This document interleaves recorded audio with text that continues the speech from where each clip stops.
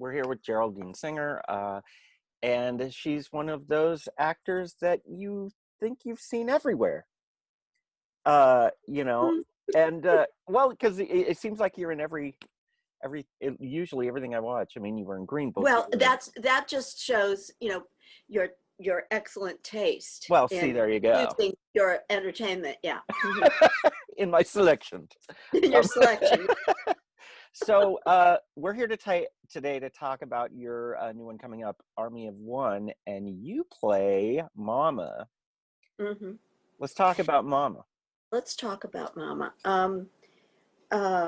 Quite different from, as if you've seen what I've done, extremely different from anything that I have ever done before, which is one of the reasons I was interested in doing it. But truthfully, was at a stage, and I still am at a stage where I'm not in a position to really be turning down work.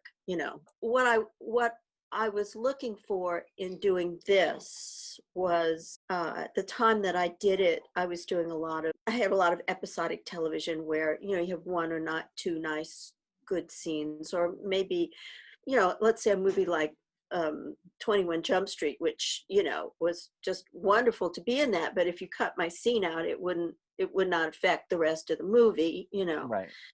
I was looking for some way to sort of bump myself up to the next level where I would be, a main character in the storyline. And so this was a small independent project that I saw that I actually submitted myself for. Mm-hmm. And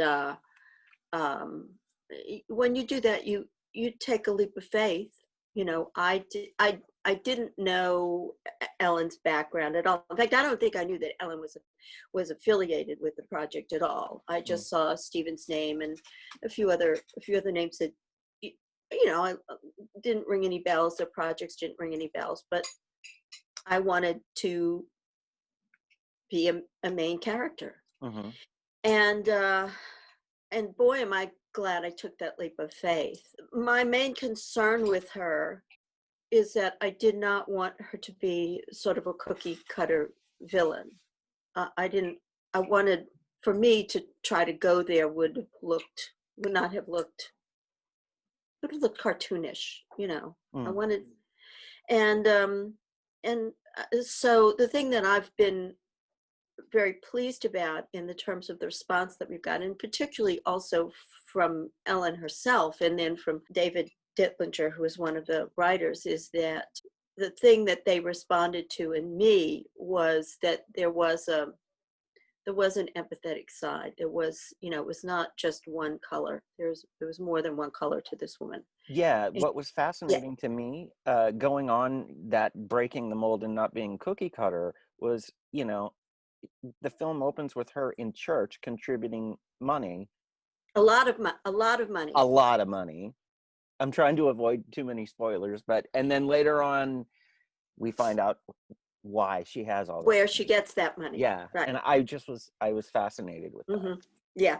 Yeah, and she has relationships with all the people in town. You see how they react to her in the diner and stuff like that. And but also, I read one review which was not the best. Not everything's going to be to everybody's taste, but they said, how does this woman have all of these men under her? Then I read another review that said, well, it's really clear why all of these, her minions, why they feel bound to her and protected by her, and that they receive something from her that they probably have not ever received anywhere else in their lives. So, and then that just goes to, for me, wanting to bring that to it, that there's a backstory of, the relationship that she has with each of these young men that she has brought under her wing. Yeah. So, so it was nice to see that acknowledged in at least one of the reviews. Yeah. Well, yeah, I could definitely see why, because they were taken care of, and they had a mother figure that was making sure everything ran the way it was supposed to. And she has to be motherly towards them, which she is. Well, she is in her own way. in her I own mean, way. Yeah. yeah. Is there anything that she wouldn't do for her boys? Well, I think she'd rather have them get shot in the head than her get shot in the head. I mean, if push comes to I shove, mean, if we're, I mean, we're sorry to see Earl go, but well, better him than me. And she's also a woman who's had a lot of loss in her life, so she knows how to deal with loss. But yeah, but she's doing the best she can with what she's given. Is So there anything that she wouldn't do to people that got in her way? no. Oh, None. obviously not. Oh No, no, obviously not. at all No, costs. no, at all costs. Your role and your performance to me was the best thing of the movie. Oh, God bless you. That is So, so sweet. well, because you have a certain gravitas, a Yeah. certain a presence. Hmm. So it was like it definitely elevated the material. Oh, So thank you. yeah, Thank you. it was fun to watch. But you've done like everything. You've done film, TV, theater. Yeah. What do Hmm. you prefer to do? Well, now I like film and television. There was a time where I thought, and it's true. At a point, there was a point in my life that all I really wanted to do was work in a rep company and do Shakespeare and Chekhov. I grew up. I mean, two of the most glorious experiences of my life was having many years apart 2 summers of doing rotating Shakespeare rep. Yeah. And I, for those 4 or 5 months, however long they lasted, I thought I had died and gone to heaven. But someone asked me in another interview, like, what's the best thing that ever happened to you or something? I can't remember exactly what the question, but I said, let me just tell you, standing center stage in a follow spot right before the curtain comes down and everybody's applauding is Oh yeah. just about as good as it ever gets. There isn't a drug that can touch it. There's No, there's nothing. there's nothing. But then the reality of that is that unless you are at a certain level in live performance, it is a life of grinding poverty and rejection. I would go from one regional theater production, maybe 2 a year, and when I would come back home to New York, I'd go back to my bread and butter job, and I was poorer than when I left because I made less money as an actor than I did being, working in a law firm. So, Mhm. but I loved that. I did that for many years. So, but now that I've done film and television, I find it very satisfying. And one of the things and I've had to adjust my technique to do that. It took me a long time to learn how to do that, Mhm. to perform for film and television. I really like it. I like it. I like whoever came up with residuals. Oh, I hope they have a place in heaven. Oh, Jesus, please. But, and I don't always like to see myself on film. I don't always like, but every now and then, and I think that kind of happened with Mama, you hit a sweet spot with the character where you don't have to do very much to really fulfill the obligations of the script and the character, and it just and it just plays. and Right. and when that happens, um, when it's a joy to do, and then it's also very gratifying to, because then you can see the work. Mm. I never saw my work on stage. What's the difference between acting in film and acting on the stage?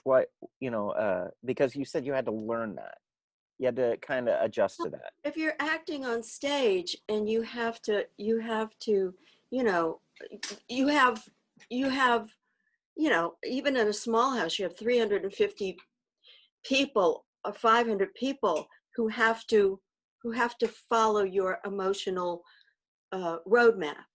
And so you have to show a lot more. You have to Mm. use slightly different muscles to do that. when the camera's here, as we are right now, all I have to do is go, and you get that there's a change. That might not read in a theater. So it's So acting to the back row. yeah, so Yeah. and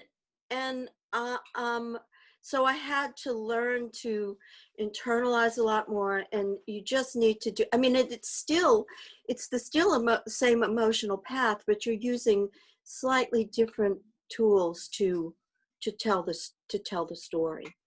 And yeah, I mean, it still has to be, and trust me, when it's this close, if it's not truthful, boy, oh boy, you can see it. Yeah, you have a knack for playing villainous characters. Do I? Who else do Yeah. I play as a villain? Well, in Get Out.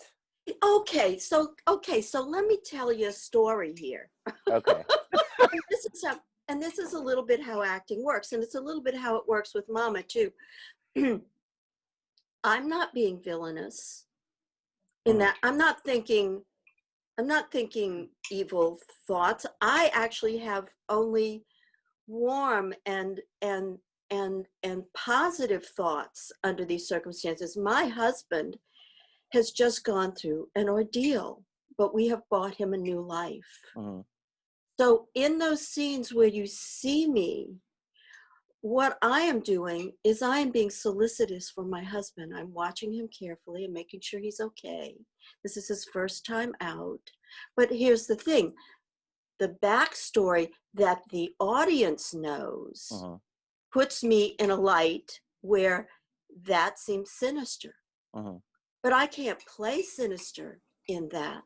So my only quote unquote objective, sorry to use the actor terms, my only objective in that was that he's, it hasn't been that long since his transformation, and I'm a little concerned with him. This is our first outing. I'm being very cautious and solicitous. Of course, I want to show him off.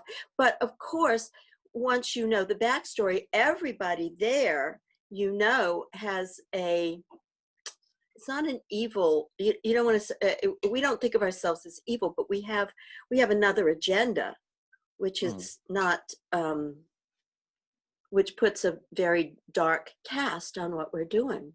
But in the moment, I'm just taking care of my husband. Know who the character is and deal with the given circumstances and be simple. That's the, yeah, and sometimes it's very simple, Sometimes it's much simpler than you think it is. Is there anyone that you'd want to work with in the future, or maybe somebody that you'd want to work with again?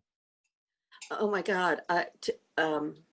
Well, there's a couple of things. My husband's raising his hand. My husband's saying, and let me just tell you, we had a wonderful time. We don't get to work together often, and we used to when we were doing so stage. Your husband's an actor too? Oh yes, he is. Robert Aberdeen. He has a long resume. You can Google him, and he's going to stick his face in here. Come on, he's going to put his face in because he has come on to. In. Look, here he is. Hey, Robert. How are you? But we just did a little thing last year called Hot Date. Okay. And we actually we were playing, literally with each other, for the first time we've done it in a long time. And oh my God, it's so much fun. It was so much fun. But if I had to work with anybody again, it's just two things. Dee Reese, who is just amazing. She's an actor's dream as a director. And the work that I did in Mudbound, I see how I responded to her support. That's one of my favorite pieces of my own film that myself that I like. And the other is, I would die to work with Jordan Peele again. Oh my God. Oh my God. Do you hear me, Jordan? Do you hear me, Jordan? Jordan's lovely.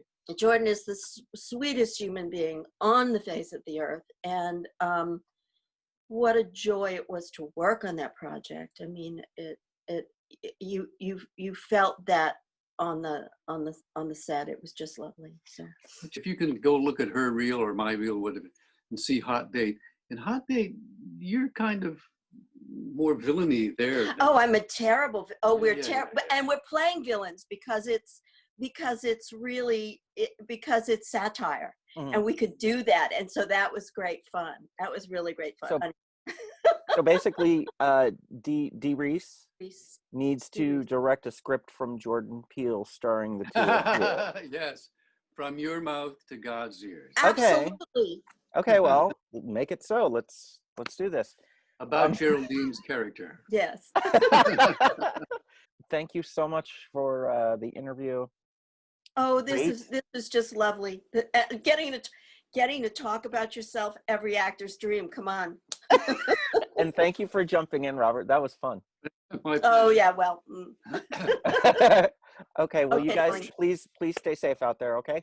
You too. You too. Okay. Thank you very much. All Bye-bye. right, bye-bye. Bye-bye.